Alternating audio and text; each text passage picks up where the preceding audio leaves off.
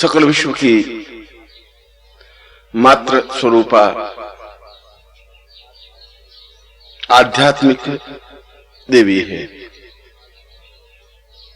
जो अपने भक्तों और साधकों की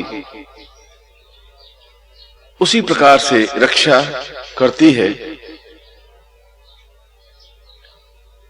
जिस प्रकार से मां अपने अबोध बालक की रक्षा और पालन करती है। वह छोटा बच्चा तो कुछ भी नहीं जानता, न उसे इस बात का ज्ञान होता है कि मां का ममत्व क्या होता है, न उसे इस बात की चिंता होती है कि मां कितने कष्ट और दुख झेलकर उसका पालन पोषण कर रही है, और न उसे इसकी फिक्र होती है कि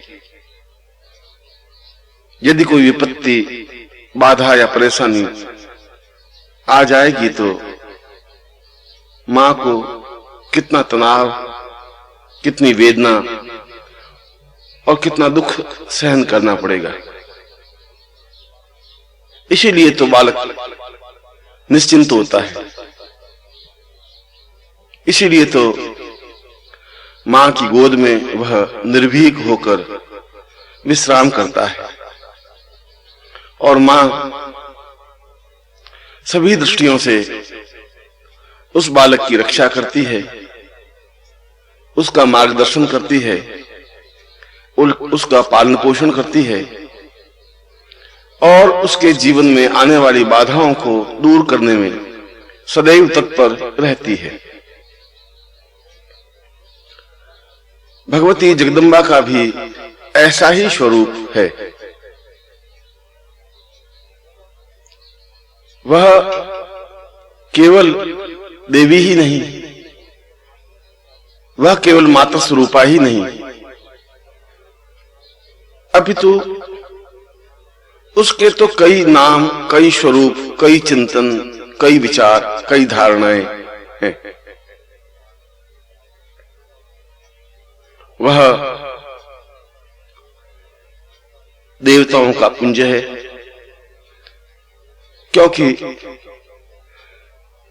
भगवती जगदम्बा का तो जन्म हुआ नहीं। जब देवताओं पर विपत्ति आई, जब राक्षसों ने देवताओं पर प्रहार किए, जब देवताओं के लिए कोई आश्रय स्थल नहीं रहा, जब देवताओं ने अनुभव किया कि इन राक्षसों से छुटकारा पाना अत्यंत कठिन और मुश्किल है, तब समस्त देवताओं के शरीर से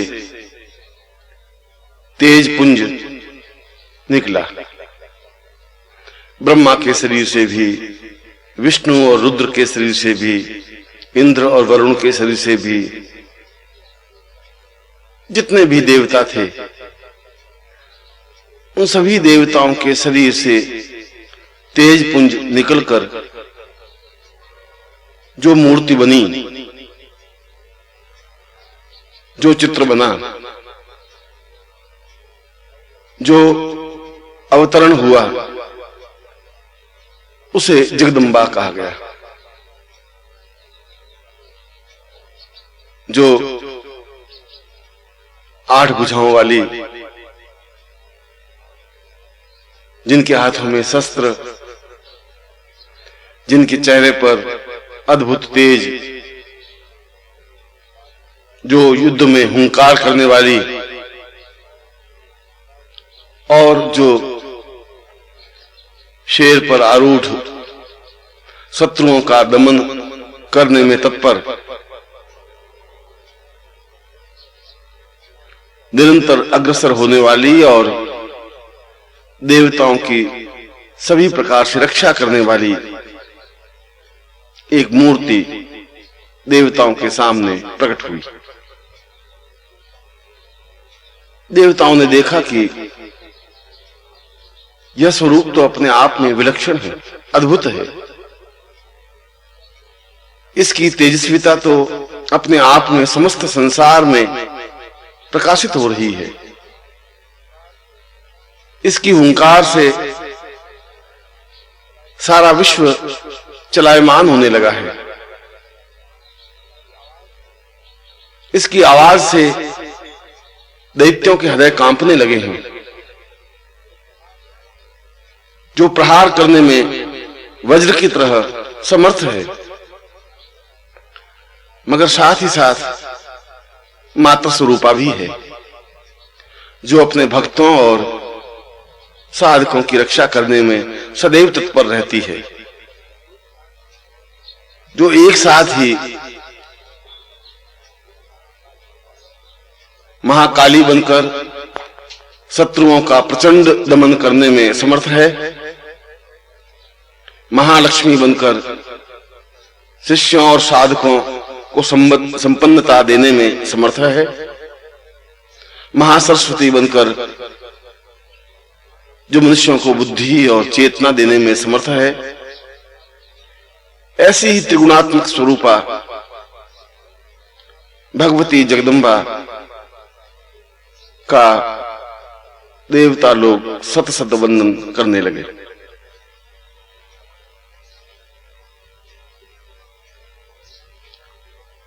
भगवती जगदम्बा केवल कोई देवता ही नहीं, अपितु समस्त विश्व की अधिष्ठात्री है,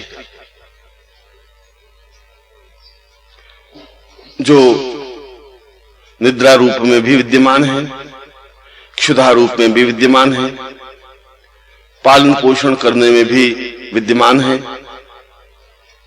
बुद्धि के क्षेत्र में भी श्रेष्ठता और अप्रतिमेयता देने में समर्थ है, जिसके सैकड़ों नाम हैं, सैकड़ों स्वरूप हैं, जिसके हाथ में अक्षय, परशु, गदा, कुलिश, धनु, दंड और विविध आयुध हैं, जिनके द्वारा वह शत्रुओं पर प्रहार करती है, आने वाली परेशानियों और तनावों को दूर करने में समर्थ है, जो अपने आप में ही श्रेष्ठ और अद्वितीय है। ऐसी मूर्ति, ऐसे विग्रह को देखकर देवताओं ने हर्ष तो अनुभव किया ही, उन्हें यह भी विश्वास हुआ कि आने वाले समय में मानव जाति के कल्याण के लिए, भक्तों और साधकों की समस्याओं को दूर करने के लिए इससे श्रेष्ठ कोई विग्रह नहीं हो सकता, क्योंकि यह एकमात्र ऐसा विग्रह है जो प्रहार करने में भी समर्थ है, जो पालन करने में भी समर्थ है, जो उत्पत्ति करने में भी समर्थ है, जो शत्रुओं का संहार करने में काल स्वरूप है, तो भक्तों की रक्षा और सहयोग करने में मात्र स्वरूप है। इसकी आराधना, इसका चिंतन, इसकी धारणा और इसका विचार अपने आप में जीवन का एक सौभाग्य है, जीवन की एक पूंजी है। मार्कंडेय एक अद्भुत और अद्वितीय ऋषि बने। उन्होंने अपने मार्कंडेय पुराण में भगवती जगदम्बा के संपूर्ण स्वरूप का चिंतन किया, विचार किया, उनकी उत्पत्ति, उनके कार्य और किस प्रकार से भगवती जगदम्बा को प्रसन्न किया जाए, साधा जाए, उनसे सहयोग लेने के लिए प्रयत्न किया जाए, इसका विस्तृत विवेचन मार्कंडेय ने अपने ग्रंथ में किया और उन्होंने स्पष्ट किया कि भगवती जगदम्बा तो भगवान शिव मृत्युंजय का साक्षात विग्रह है, क्योंकि शिव अर्थात कल्याण वहीं हो सकता है जहां शक्ति है। शिव और शक्ति का अपने आप में अद्भुत समन्वय है। जो मनुष्य कायर है, बुज़दिल है, जो हताश, परेशान और चिंतित है, वह कल्याणमय नहीं बन सकता। वह न तो अपना कल्याण कर सकता है और न समाज का, देश का और विश्व का कल्याण कर सकता है। यह तभी हो सकता है जब उसमें शक्ति का संचरण हो, जब उसमें निर्भीकता आवे, जब उसमें प्रहार करने की क्षमता आए। और यह दोनों स्थितियां, बलवान होना, क्षमता प्राप्त करना, प्रहार करने की शक्ति होना और फिर यह सब कुछ कल्याणमय होना, जीवन की पूर्णता है। और इसीलिए इसे शिव और शक्ति का सायुज्य रूप माना गया है। जो शिव भक्त हैं उन्हें तो शक्ति की आराधना करनी ही चाहिए, क्योंकि बिना शक्ति के शिव की आराधना संपन्न हो ही नहीं सकती। और जो शक्ति के उपासक हैं उनके लिए तो भगवान शिव आराध्य हैं, जो मृत्यु पर विजय प्राप्त करने में, जो आने वाली बाधाओं को दूर करने में, जो काल को दूर धकेलने में समर्थ है। इसीलिए शिव और शक्ति का समन्वय, उनकी साधना और आराधना जीवन की पूर्णता मानी गई। मार्कंडेय पुराण में बताया गया कि जो साधक पूर्ण स्वरूप के साथ भगवती जगदम्बा को स्पष्ट कर लेता है, साधता है, उसकी आराधना करता है, उसे अपने हृदय में स्थापित करता है, वह निश्चय ही शिव का प्रिय बन जाता है। ऐसा व्यक्ति त्रैलोक्य विजय प्राप्त करने में भी समर्थ होता है।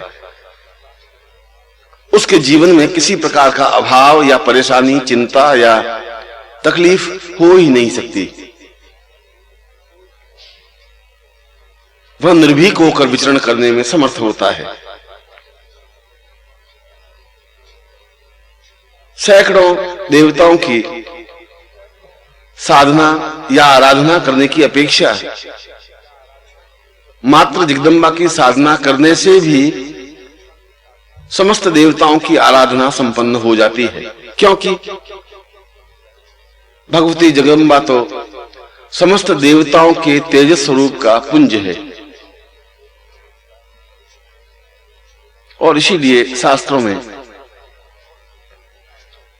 जगदम्बा को श्रेष्ठतम आराध्या माना गया। इसीलिए तो जगदम्बा को जीवन की पूर्णता माना गया, जीवन की श्रेष्ठता और जीवन की अद्वितीयता माना गया। जो साधक जगदम्बा को छोड़कर अन्य देवी देवताओं की साधनाओं में समय व्यतीत करता है, वह ठीक वैसा ही है जैसे जड़ में पानी न देकर पत्तों और डालियों को सींचता है। जीवन की पूर्णता और पौधे का लहलहाना तो जड़ में पानी देने से ही संभव है। ठीक इसी प्रकार से जीवन को निर्भीक और निश्चिंत बना देने की कला, क्रिया तो जगदम्बा साधना से ही संभव है। और जो इसकी साधना सीख लेता है, समझ लेता है, जो जगदम्बा की आराधना संपन्न कर लेता है, जिसे जगदम्बा को प्रसन्न करने की क्रिया ज्ञात है, उसके जीवन में किसी प्रकार का कोई अभाव रह ही कैसे सकता है। और फिर जगदम्बा की साधना का तो कहीं कोई निषेध है ही नहीं, चाहे वह शिव का भक्त हो, शैव हो, चाहे वैष्णव हो, विष्णु की आराधना करने वाला हो, चाहे तांत्रिक हो, चाहे योगी हो, चाहे सन्यासी हो, चाहे गृहस्थ हो, चाहे किसी धर्म का मानने वाला हो, चाहे किसी चिंतक या विचारक का प्रणेता हो। जगदम्बा की साधना तो सबके लिए सर्वसुलभ है। किसी भी युक्ति से, किसी भी स्थिति से जगदम्बा की साधना संपन्न की जा सकती है।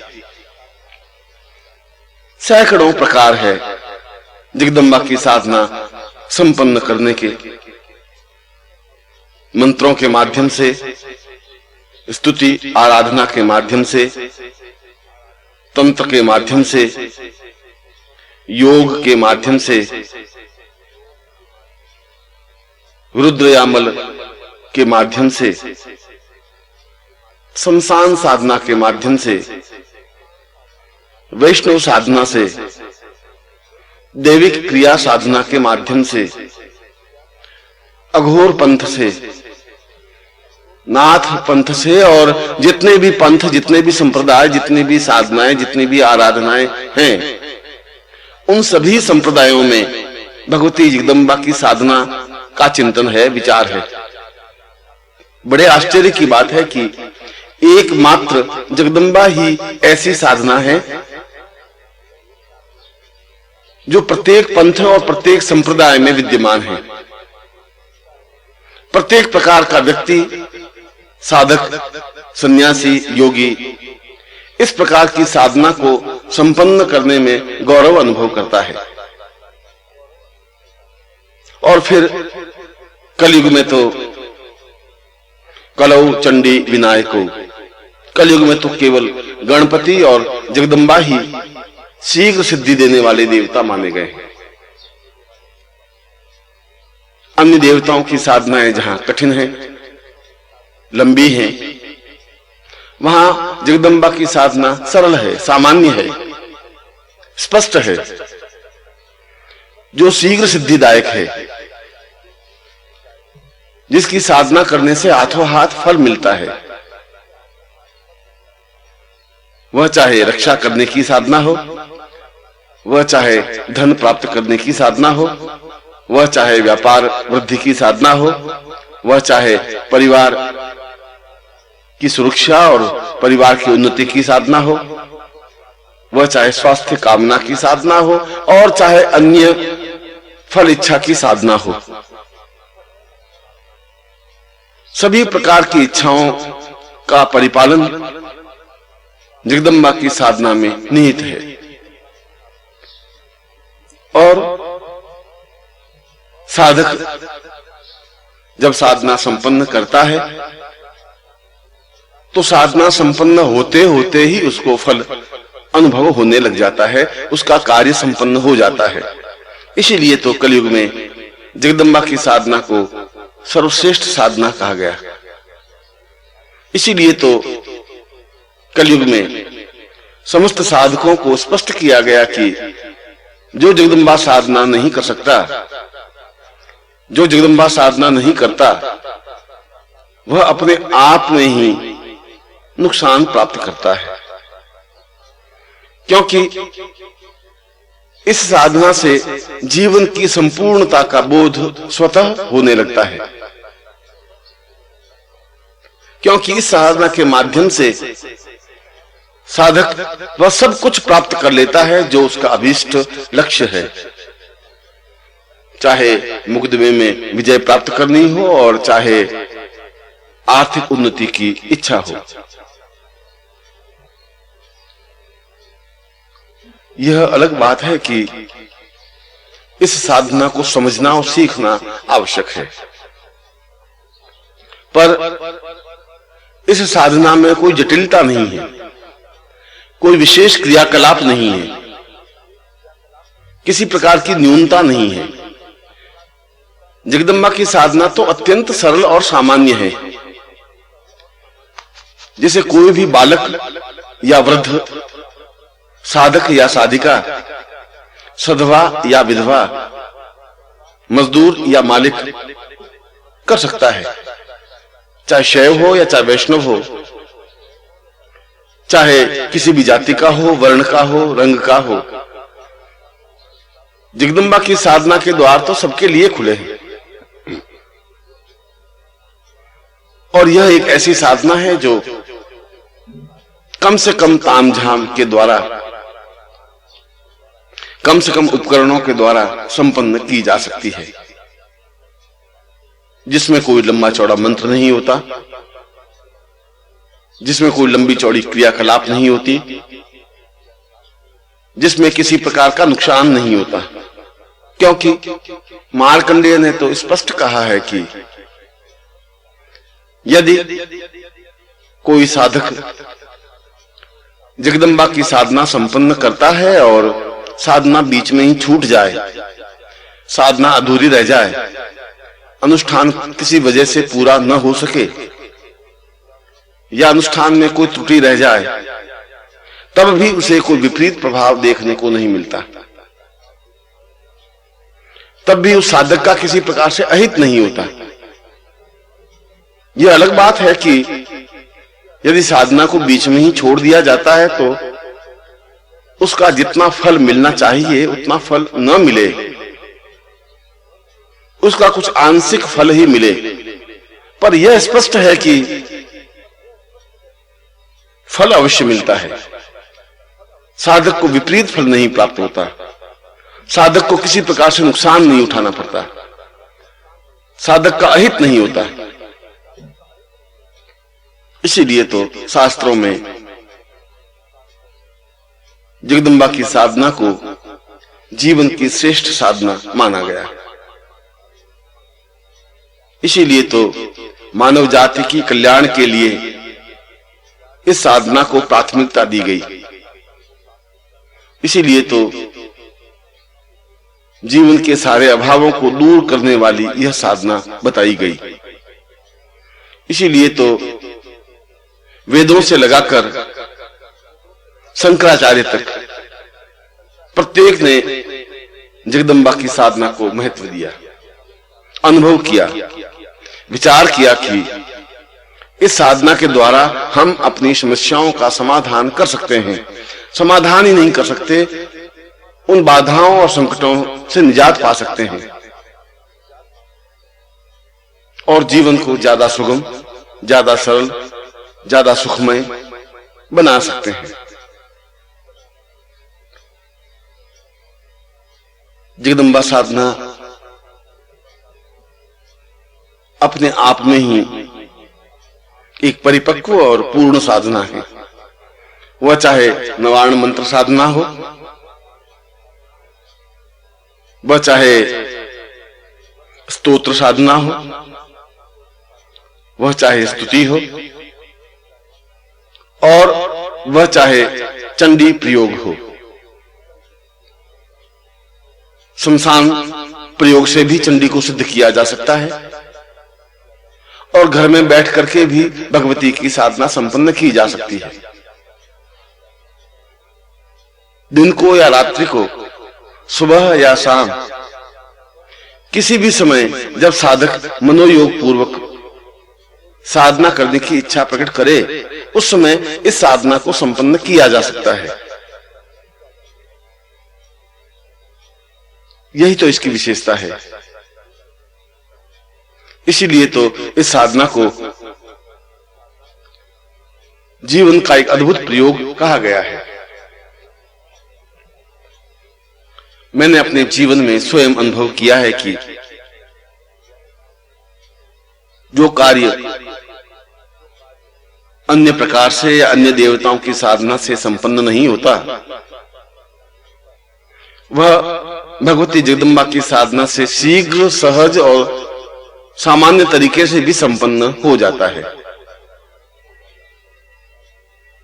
मैंने कई बार इस साधना के माध्यम से अपनी समस्याओं का समाधान किया है और उन स्थितियों को प्राप्त किया है जो अपने आप में अपराजेय है, अप्रतिम है, अद्वितीय है, जो श्रेष्ठता और उच्चता अन्य साधनाओं के माध्यम से प्राप्त नहीं हो सकती। वह इस साधना के द्वारा सहज संभव है। शरीर को किसी भी परिस्थिति में अनुकूल बना लेना, कहीं पर भी किसी भी प्रकार से विचरण कर लेना, शत्रुओं के बीच भी स्थितप्रज्ञ बने रहना और शरीर के चक्रों को जागृत कर देना, कुंडलिनी और सहस्रार के रहस्यों को प्राप्त कर लेना, ब्रह्मांड भेदन कर ब्रह्मांड के रहस्यों को ज्ञात कर लेना भी इस साधना के द्वारा संभव है। तो भौतिक जीवन की कामनाओं की पूर्ति भी इस साधना के द्वारा सहज संभव है। चाहे किसी भी प्रकार की इच्छा हो, चाहे किसी भी प्रकार का चिंतन हो, ऐसा हो ही नहीं सकता कि हम इस साधना को संपन्न करें और उसका फल प्राप्त न हो। और इसके साथ साथ संन्यास जीवन की उच्चता को प्राप्त करना और श्रेष्ठतम गुरु को प्राप्त कर लेना इस साधना के द्वारा ही संभव है। गुरु की प्रसन्नता और गुरु की निकटता प्राप्त कर लेना केवल जगदम्बा साधना से ही सहज संभव है। समस्त विद्याओं, ज्ञान और साधनाओं में निष्णात हो जाना, उच्चतम भाव भूमि पर स्थापित हो जाना, कंठ में सरस्वती को स्थापित कर हजारों हजारों श्लोकों और ग्रंथों को स्मरण कर लेना केवल मात्र जगदम्बा साधना से ही सहज सरल संभव है। और साथ ही इस साधना के द्वारा वह सब कुछ प्राप्त किया जा सकता है जो हमारा अभीष्ट लक्ष्य है। मैं कुछ ऐसी ही साधनाएं स्पष्ट कर रहा हूं जो प्रत्येक साधक या व्यक्ति के लिए आवश्यक, उपयोगी और अनिवार्य है। जगदम्बा साधना के कई स्वरूप हैं। मैं इनमें से कुछ स्वरूपों की साधना स्पष्ट कर रहा हूं।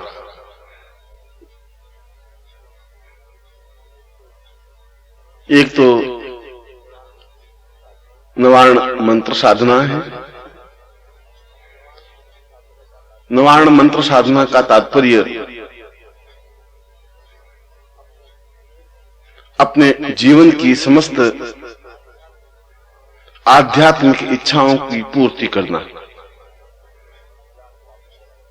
ज्ञान प्राप्त करना, चेतना प्राप्त करना,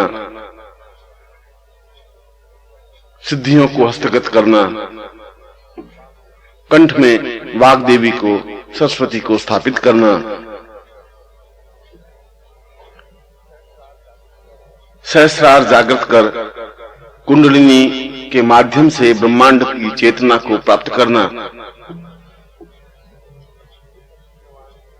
ये सभी नवार्ण मंत्र साधना से सहज संभव है।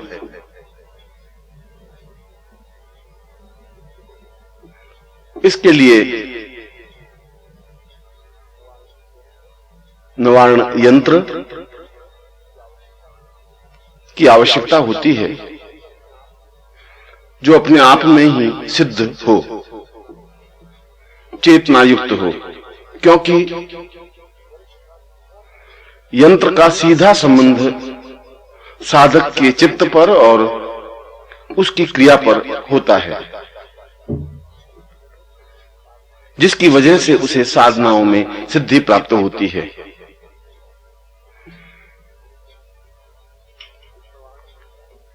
इस नवार्ण मंत्र के 9 अक्षर हैं, इसीलिए तो नववर्ण या नवार्ण मंत्र कहा गया।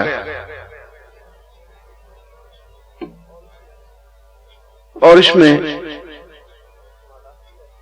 हकीक माला से या स्फटिक माला से रात्रि को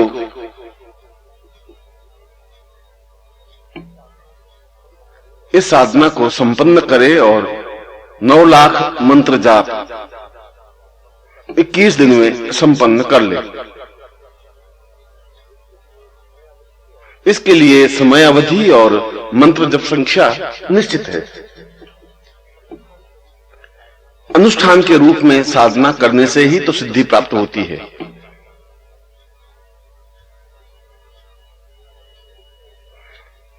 इससे साधक स्वयं हिसाब लगा ले कि उसे रोज कितना मंत्र जाप संपन्न करना है। वह चाहे तो एक ही बैठक में मंत्र जप संपन्न कर सकता है और चाहे तो दिन में 2 बार या 3 बार बैठ करके भी मंत्र जप संपन्न कर सकता है। उच्च कोटि के योगी और सन्यासी जो ब्रह्मांड के रहस्यों को जानने के लिए उद्यत होते हैं, वे नवार्ण मंत्र की साधना को श्रेष्ठता देते हैं। वे चाहे अन्य साधनाएं संपन्न करें या न करें, नवार्ण साधना तो संपन्न करते ही हैं। और यह बात भी निश्चित है कि जब तक नवार्ण सिद्धि प्राप्त नहीं हो जाती,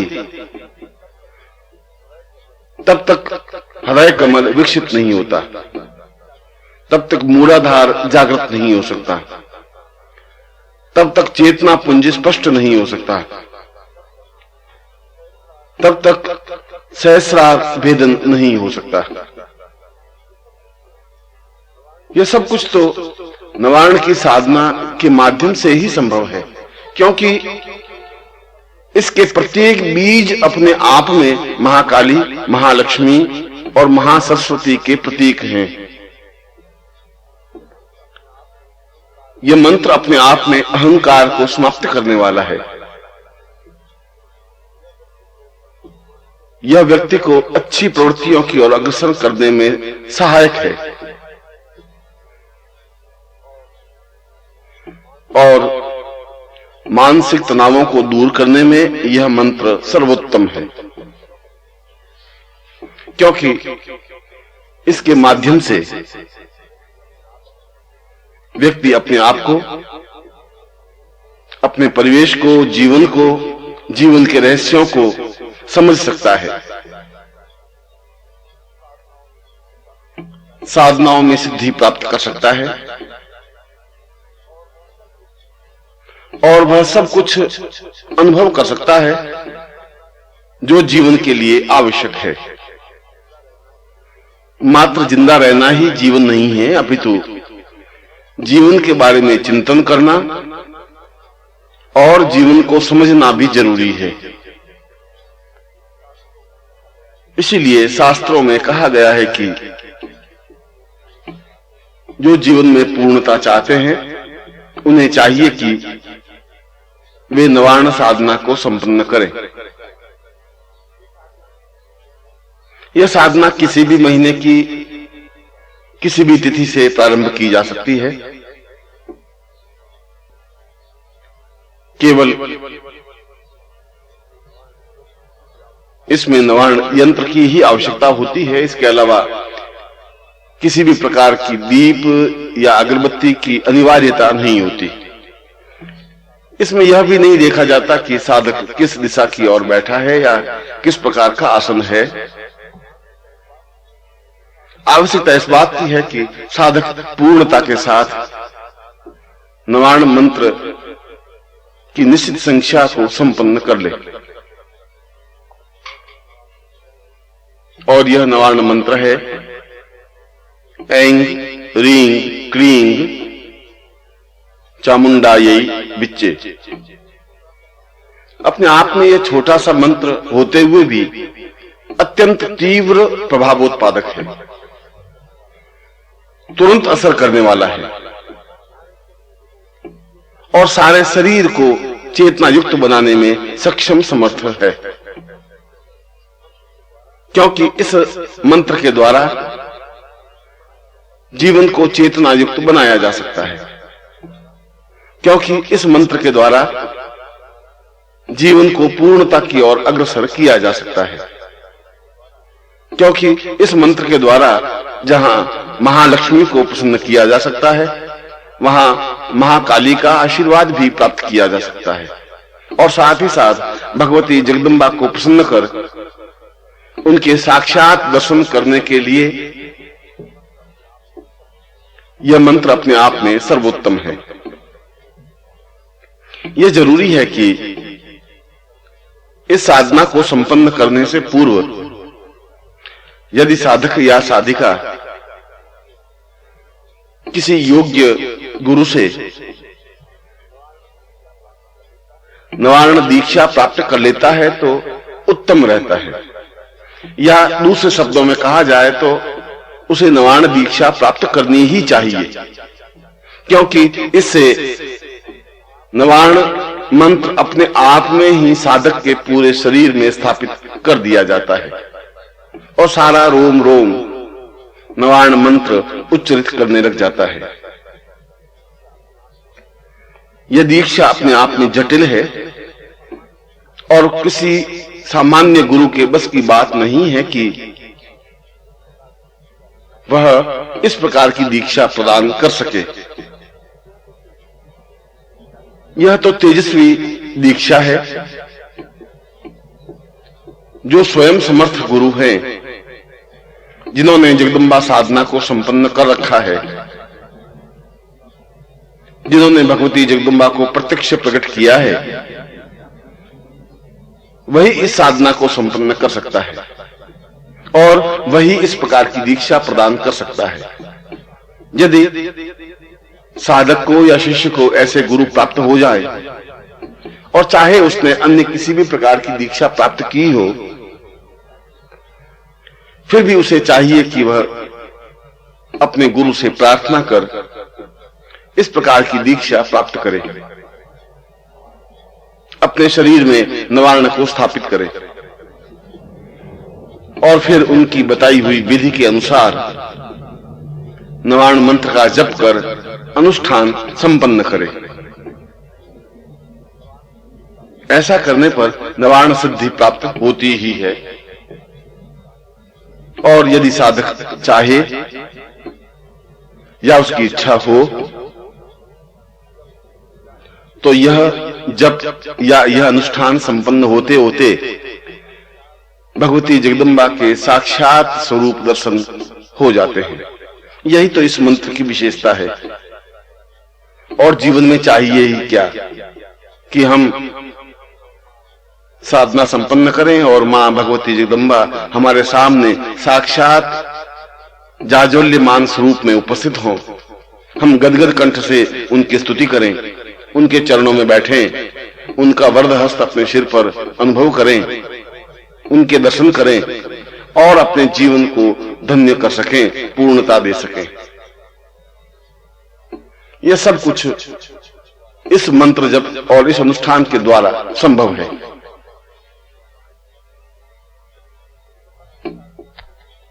जगदम्बा की साधना के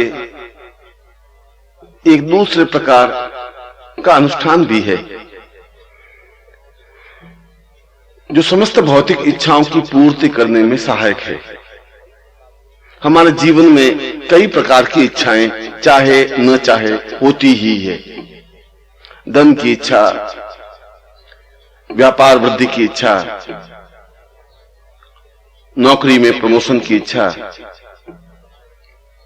शरीर को स्वस्थ बनाए रखने की इच्छा, धन की रक्षा करने की इच्छा, राज्य की तरफ से किसी प्रकार की बाधा या अड़चन न आवे, इस प्रकार की इच्छा, सुखी परिवार या कुटुंब की इच्छा,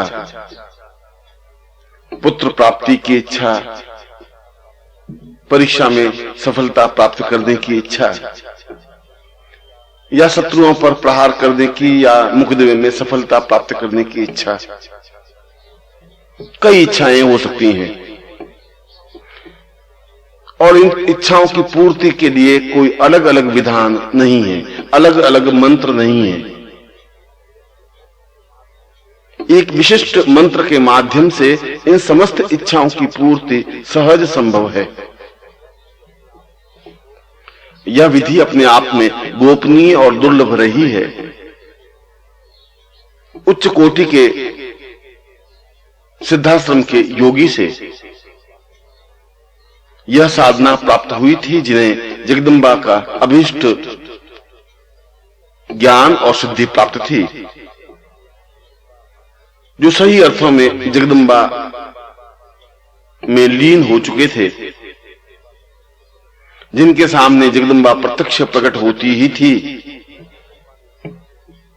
और स्वयं जगदम्बा ने इस मंत्र विग्रह और इस अनुष्ठान को स्पष्ट किया था। इसीलिए तो जो मैं प्रयोग बताने जा रहा हूं वह अपने आप में दुर्लभ और अप्रतिम है, जिसके माध्यम से हम अपने जीवन की सारी समस्याओं का समाधान कर सकते हैं। हम अपनी जीवन की इच्छाओं की पूर्ति कर सकते हैं।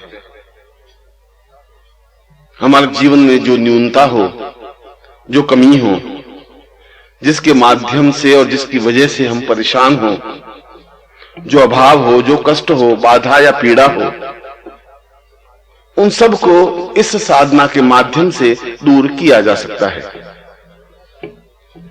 इस प्रकार से देखा जाए तो यह मंत्र दो तरीके से सहयोग देता है।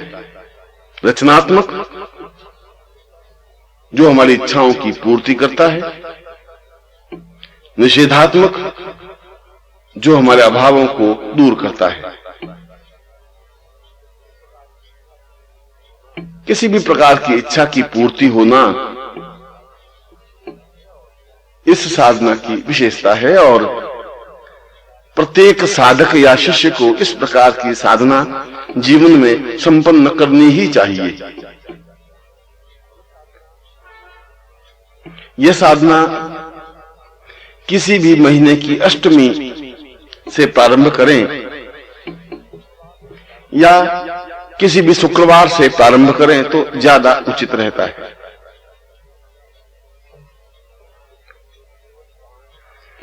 इसके लिए केवल 5 उपकरणों की जरूरत होती है।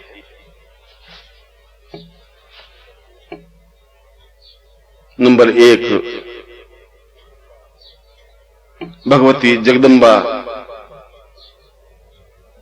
का भव्य चित्र। नंबर 2,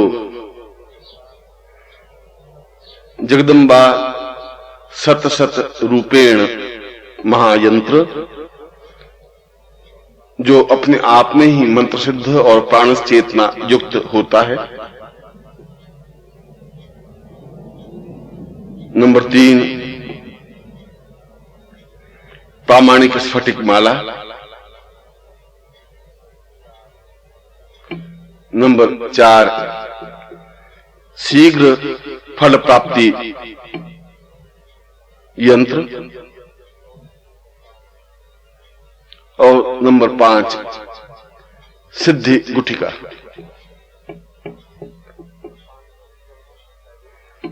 इन 5 उपकरणों को पहले से ही प्राप्त कर रख देनी चाहिए, और फिर जब साधक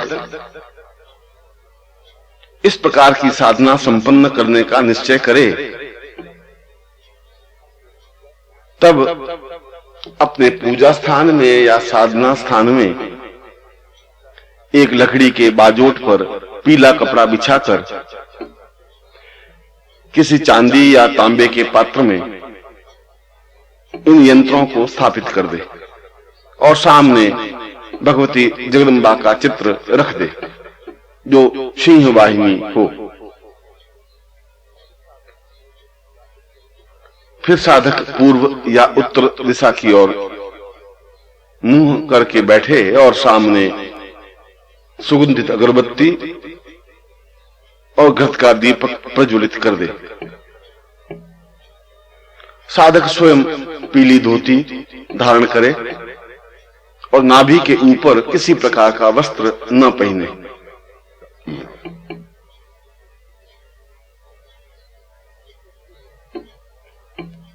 इससे पूर्व यदि साधक अपने गुरु से जगदम्बा सत रूपेण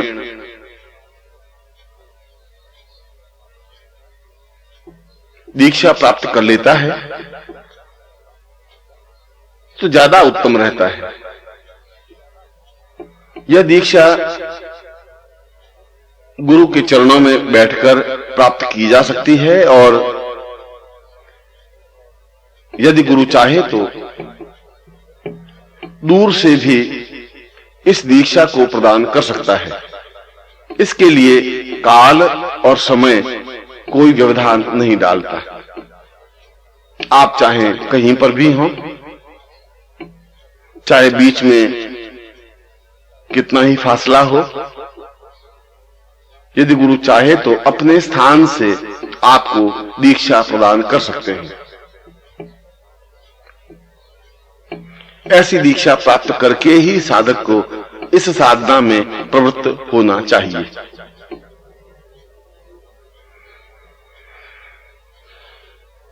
यह साधना प्रातः काल से प्रारंभ करे या फिर रात्रि को संपन्न करे प्रारंभ करे। साधक चाहे तो दोनों समय इसका मंत्र जाप संपन्न कर सकता है। इसके अलावा अन्य किसी प्रकार के कोई नियम इस साधना में नहीं है। यह अलग बात है कि साधक भूमि शयन करे अथवा ब्रह्मचर्य व्रत से रहे अथवा कम भोजन करे। यह तो सामान्य साधक की प्रक्रियाएं हैं जो प्रत्येक साधक को प्रत्येक साधना में करनी ही चाहिए।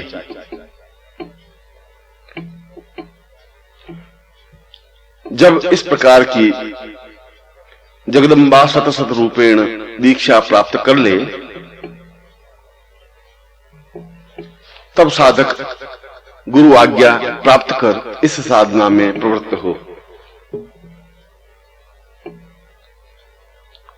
सबसे पहले यथा योग्य जैसा विज्ञान हो उस प्रकार से भगवती जगदम्बा का पूजन करे। उसे अक्षत पुष्प धूप दीप नैवेद्य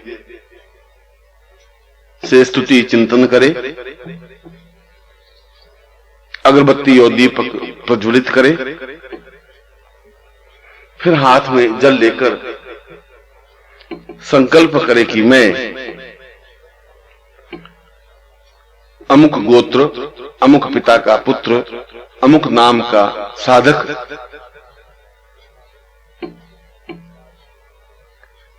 अमुक अमुक कार्यों की शीघ्र पूर्ति के लिए जगदम्बा सत रूपेण साधना संपन्न कर रहा हूं जिससे कि मुझे शीघ्र सिद्धि प्राप्त हो। और ऐसा कहकर जल किसी पात्र में छोड़ दे। इसमें साधक एक या एक से अधिक इच्छाएं कह सकता है जो उसके जीवन की आवश्यकताएं हैं। वह चाहे मुकदमे से संबंधित हो, वह चाहे शत्रुओं के संहार करने से संबंधित हो, वह चाहे व्यापार वृद्धि से संबंधित हो और वह चाहे कुंडलिनी जागरण से संबंधित हो। किसी भी प्रकार की इच्छा पूर्ति के लिए यह साधना संपन्न की जा सकती है।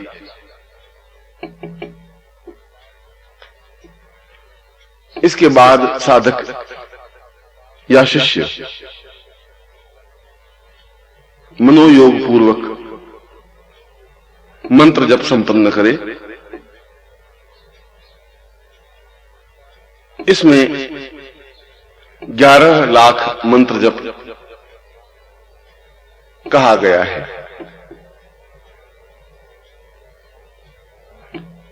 यदि 11 लाख मंत्र जप संपन्न न कर सके तो साधक 1.25 लाख मंत्र जप करने का अनुष्ठान संकल्प ले, क्योंकि इसके 3 चरण हैं: 1.25 लाख मंत्र जप, 5 लाख मंत्र जप और 11 लाख मंत्र जप। इसके लिए कोई समय अवधि निश्चित नहीं है, मगर यदि साधक 14 दिनों के भीतर भीतर इस मंत्र जप को संपन्न कर लेता है तो ज्यादा उचित है, ज्यादा अनुकूल है।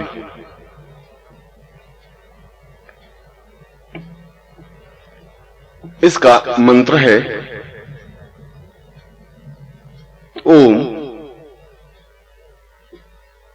ऐं ह्रीं क्लीं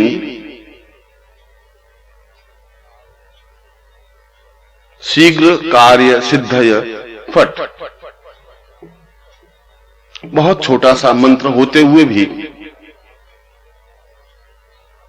अपने आप में सीधा और शीघ्र प्रभावोत्पादक है।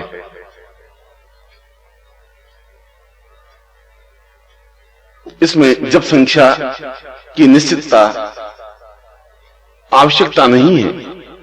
साधक को जितना समय मिले उतना मंत्र जप कर सकता है।